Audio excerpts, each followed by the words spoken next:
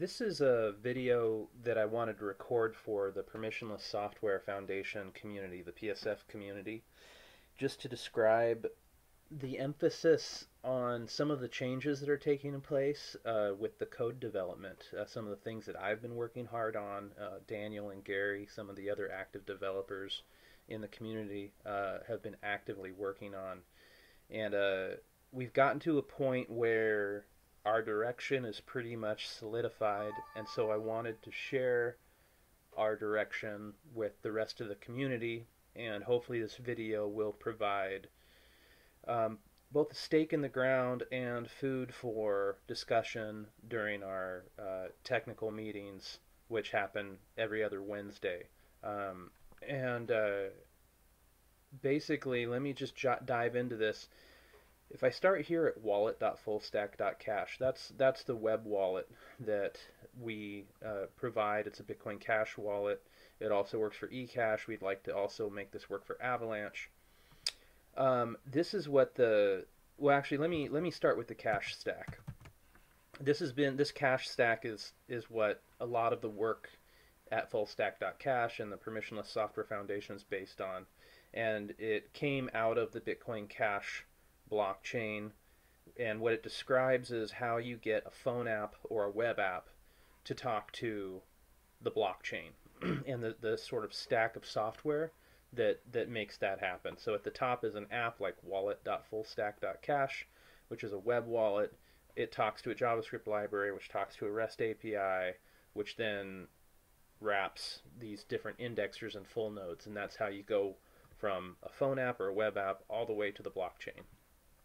So I have been doing research over the last year on the limitations and improvements, really taking a hard look at censorship resistance, because I believe and my predictions have been continuing to prove true that the governments of the world are going to crack down and regulate the crypto industry harder, and so my solution to that is to decentralize.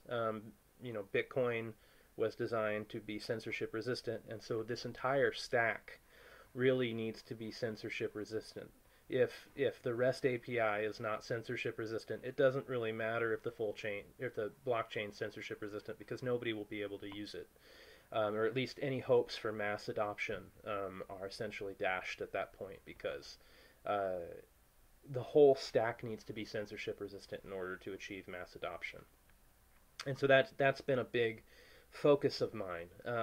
And this was really brought to light about a year ago when a woman in Venezuela, who is a fan of our work and our web wallet, wanted to onboard another woman in China who was doing translation services for her.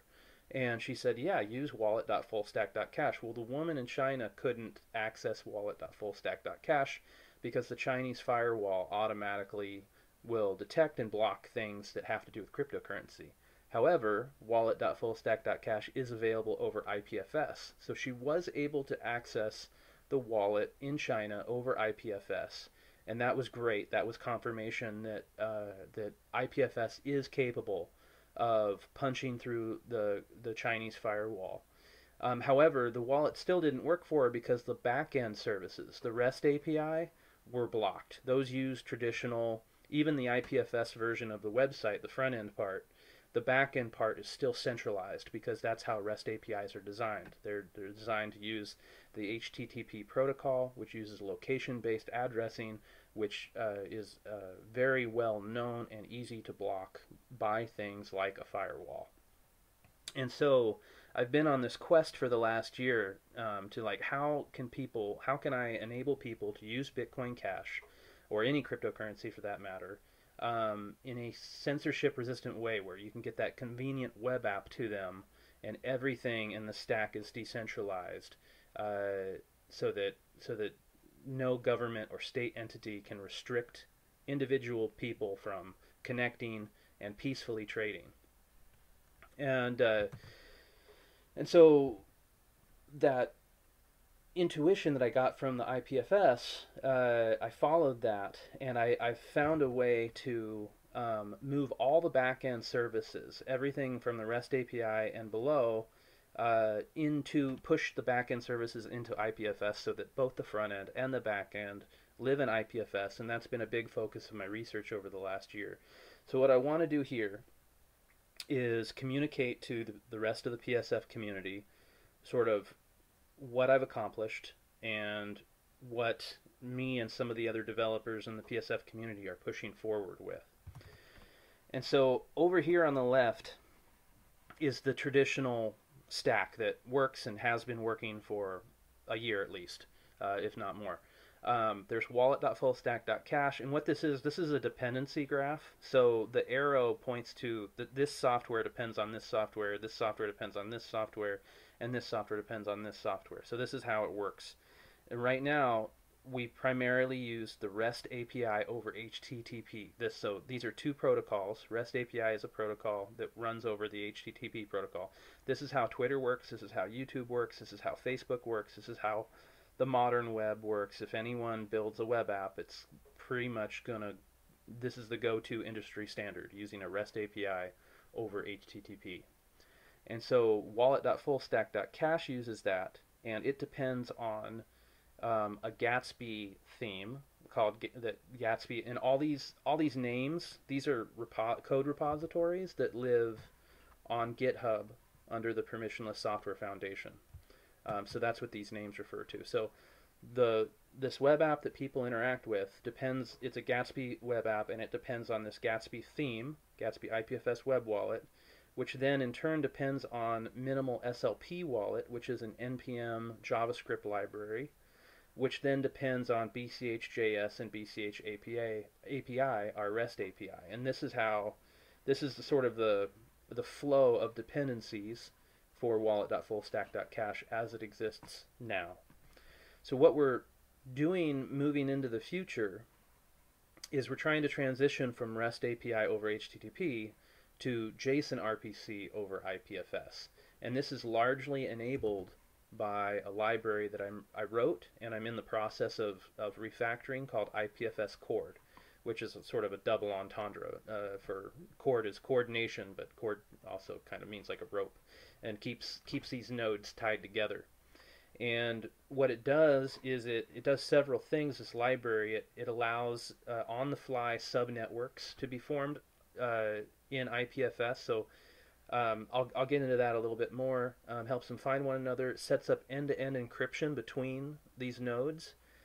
Uses a concept called circuit relays to punch through firewalls, and that's how it's able to circumvent the Chinese firewall. And then every node is also assigned Bitcoin Cash and SLP addresses for payments, both in coins and tokens. And so that's the transition we're making. And like I said, IPFS Chord is basically it's maturing. After this next major refactor, it will be a very mature piece of software. And so the way we're making this transition is right now there is this web service called IPFS BCH Wallet Service, and this is sort of analogous to BCH API. It offers the same access to the Bitcoin Cash blockchain, but it does so using this JSON RPC over IPFS. And again, the reason for making this move is the REST API over HTTP is inherently centralized because it uses location-based addressing, and it's very easy to block. JSON RPC over IPFS uses IPFS as a replacement for the HTTP protocol, and then the JSON RPC sort of it's a way for two computers to talk to one another, and it fulfills exactly the same role that a REST API would fulfill.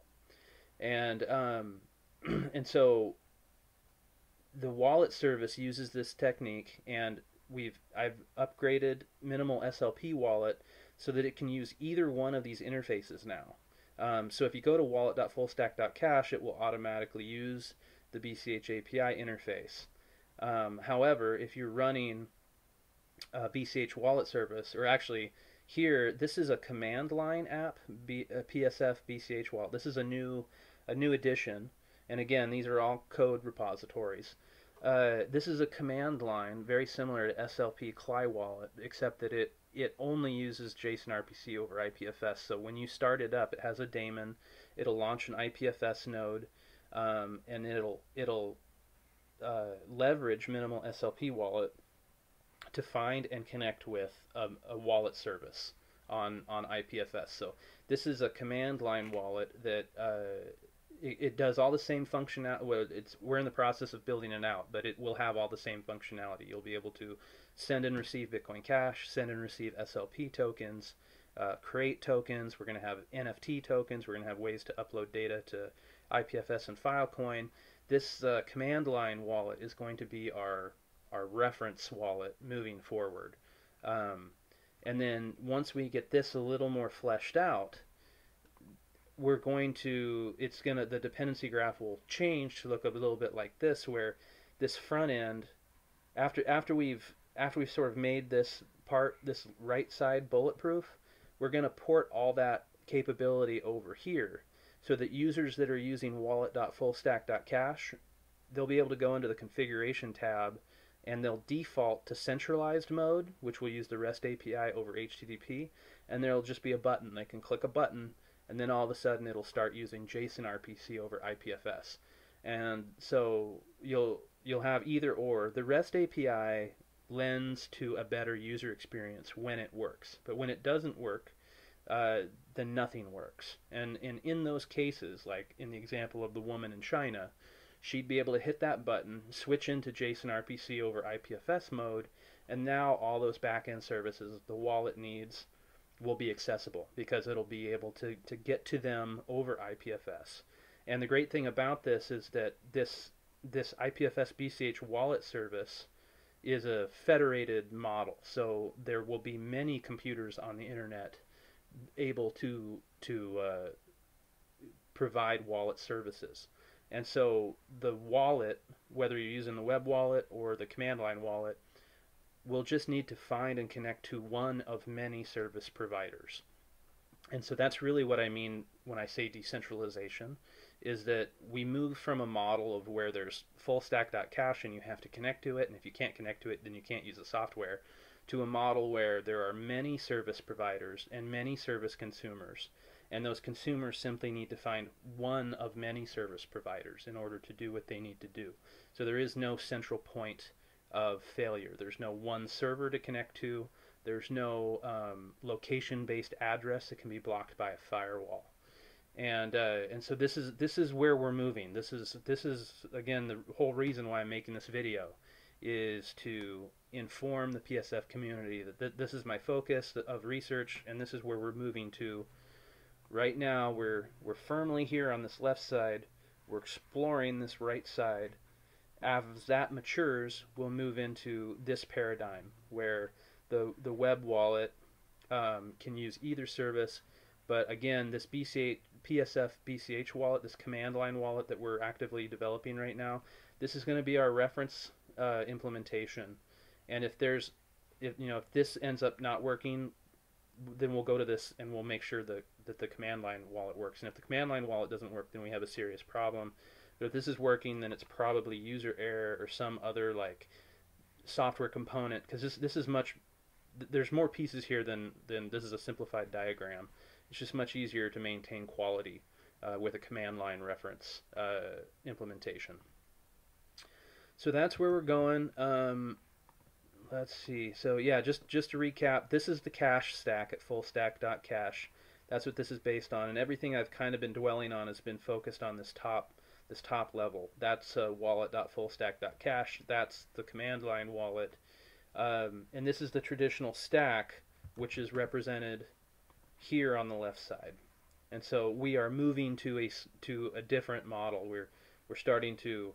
I don't think we'll ever be able to completely divorce ourselves of REST API over HTTP. That's the industry standard. It's going to be valuable services to provide, and we'll continue to do so.